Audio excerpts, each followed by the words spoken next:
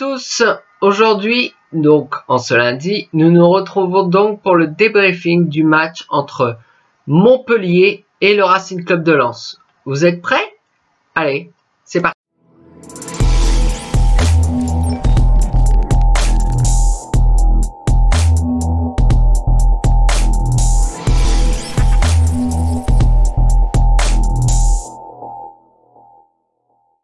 Donc, comme je l'ai dit, on va débriefer ce match entre le Montpellier Hérault Sporting Club et le Racing Club de Lens.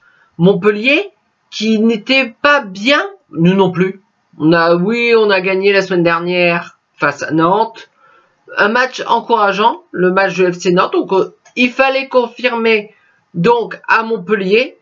Et ce match, il démarre des meilleurs des... Oh, déjà, on va parler de l'équipe. C'était exactement la même équipe que contre Nantes. Ça veut dire avec notamment Florian Sotoka qui était à la pointe de l'attaque avec deux milieux offensifs qui étaient Fujini et Thomasson. Donc ça revienne. Un milieu de base, Seko Fofana en capitaine, Abdul Samed à côté. Une défense donc avec Medina, avec Danso, avec Gradit et avec des pistons comme Frankowski à droite. Alors on pensait que Frankowski allait pas être là parce que il était vraiment très incertain parce qu'il avait pris un coup justement qui aurait pu l'empêcher, mais au final il était là, bien là et titulaire donc en tant que piston droit. Et à gauche donc c'était, je sais même plus son nom à lui. Bon, comme d'hab quoi. Et dans les buts, bien sûr, Brice Samba qui a gardé les cages.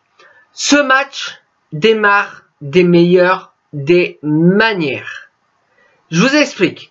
Le Racing Club de Lens, si vous avez suivi, a marqué très tôt dans ce match, dès la 4e minute. Un but de qui? De Angelo Fulgini, son premier but sous les couleurs, je crois, oui, c'est son premier but sous les couleurs sang et or.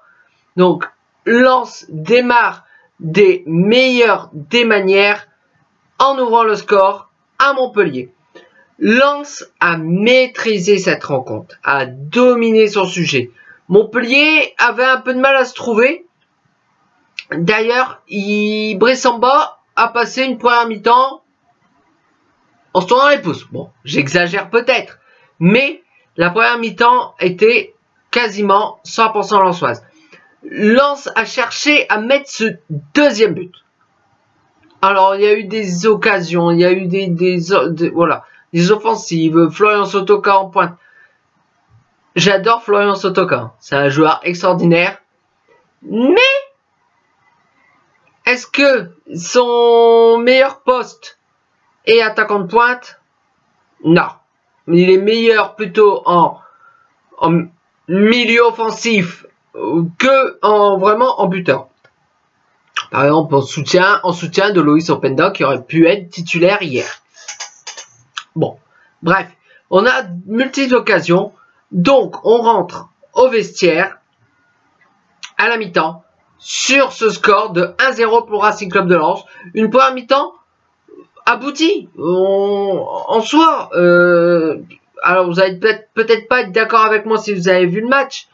Parce que abouti, on aurait dû mettre ce deuxième but. Voilà, ça me paraît logique.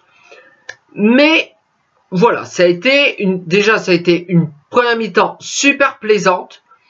Lens a développé son jeu. Montpellier, contrairement à beaucoup d'équipes qui jouent contre le Racing Club de Lens, qui bourrent tout en l'arrière, là, Montpellier était une équipe joueuse.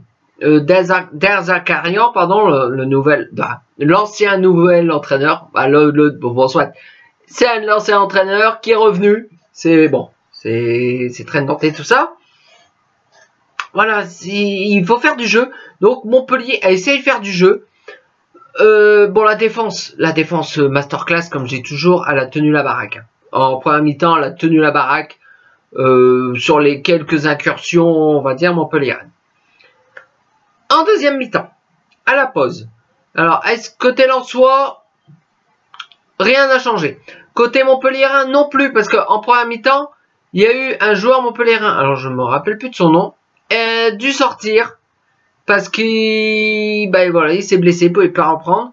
D'ailleurs, ce qui a obligé Dazakarian à modifier totalement son dispositif. Complètement son dispositif. Et donc, la deuxième mi-temps redémarre. Avec un petit peu, toujours le même, voilà. Bon, Montpellier s'est montré un peu plus agressif, un peu plus volontaire pour aller vers l'avant. Mais voilà, on n'a pas été très inquiété au début de cette deuxième période. Mais toujours incapable à mettre ce deuxième but qui paraissait vraiment obligé de le mettre. Mais aussi un excellent portier montpelliérain qui a sorti des arrêts aussi. Voilà. Il y a eu diverses occasions Lensoises. Il y a même eu une barre pour Racing Club de Lens. Il y a Florian Sotoka qui a tapé du bois. Florian Sotoka qui n'a pas su cadrer dans le but. Ou alors le gardien montpelliérain l'a sorti. C'est voilà, on s'est dit bon, on va pas réussir à se mettre ce deuxième but, mais bon, on menait toujours 1-0. Brissamba a fait son premier arrêt à la vraiment premier arrêt début du même période, autour de la 63e, quelque chose comme ça. Ou que tellement que la défense faisait le boulot. Voilà, la défense a fait son boulot. Sauf qu'à là, alors le temps, ça doit être la 68e ou 71e, 12e, je ne sais plus. Une incursion. Montpellier-Rennes, comme il y en a eu plusieurs, mais la défense a fait le boulot. La défense était bien. Sauf que, il y a un joueur, un joueur, Montpellier-Rennes, qui n'avait pas de marquage sur lui. Et ce joueur, je n'ai plus son nom. M'en voulez pas. Ce joueur a eu le ballon qui est retombé sur lui. Aucune personne n'a son marquage. Il a eu toute la possibilité pour cadrer cette frappe. Brissamba est trop juste. Montpellier égalise donc. Alors que Lens a maîtrisé les débats. Montpellier égalise donc vers la fin de la seconde période. Francaise a fait des changements. Il y a Flo Sotoka, il doit bien se rendre compte, il s'est rendu compte, je pense que ce n'est pas un finisseur. Donc, par contre, il a fait rentrer un autre finisseur, vraiment un tueur de surface, qui est Luis Openda. Et il y a eu Luis Openda a eu des occasions à donner des passes, à tenter des passes décisives pour mettre ce deuxième but. Mais malheureusement, ce deuxième but ne viendra jamais. Le score final, un but partout. Alors, c'est un score très très très décevant au vu du match. D'ailleurs, sur Canal Plus Foot,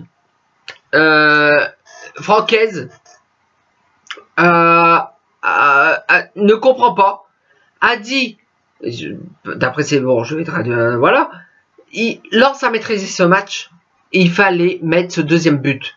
Ils ont été incapables, ils ont été vraiment en déficit, en difficulté offensive, mais aussi ils reprochent notamment sur le but en défense aussi. Là où la défense est habituellement masterclass, elle a été masterclass, sauf sur une action.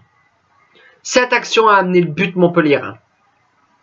Donc, statu quo, le Racing Club de Lens passera donc cette semaine à la 4e place. C'est décevant parce que derrière ça galope.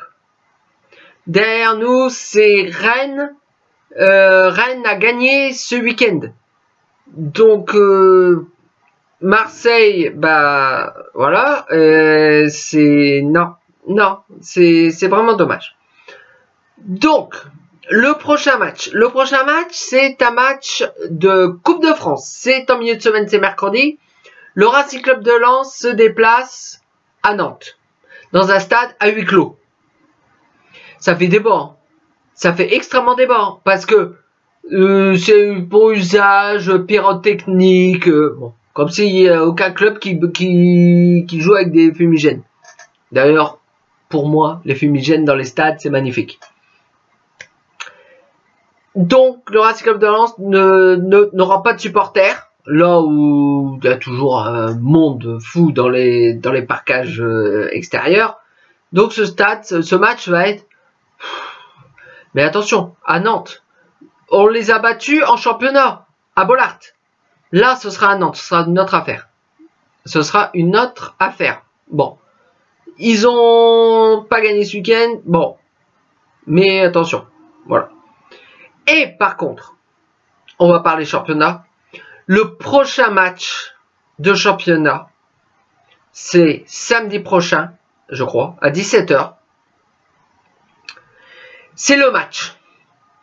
Ils nous ont fait le coup au match aller. Ils l'ont pas gagné. Ça a été une première défaite. Vous l'avez compris, c'est le derby. C'est Lens-Lille. Alors, s'il vous plaît, les gars, gagnez ce match.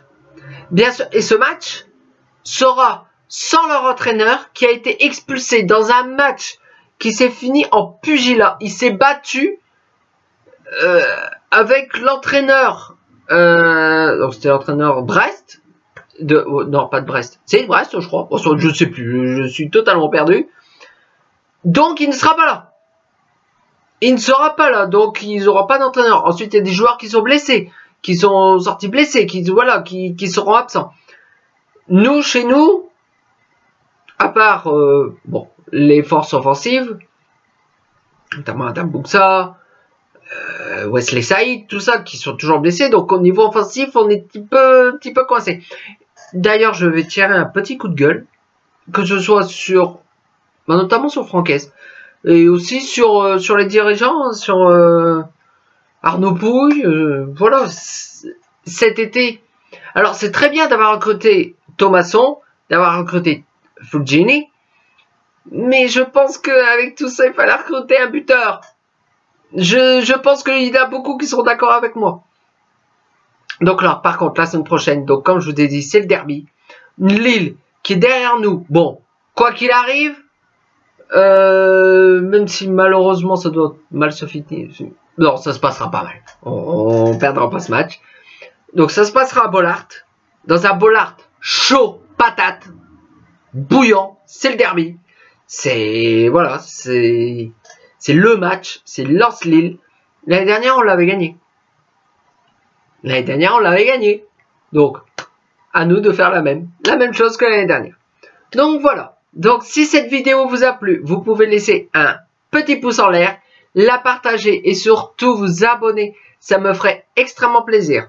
Donc nous nous retrouvons donc dimanche prochain pour une nouvelle vidéo Funko Pop. D'ici là, portez-vous bien. Ciao!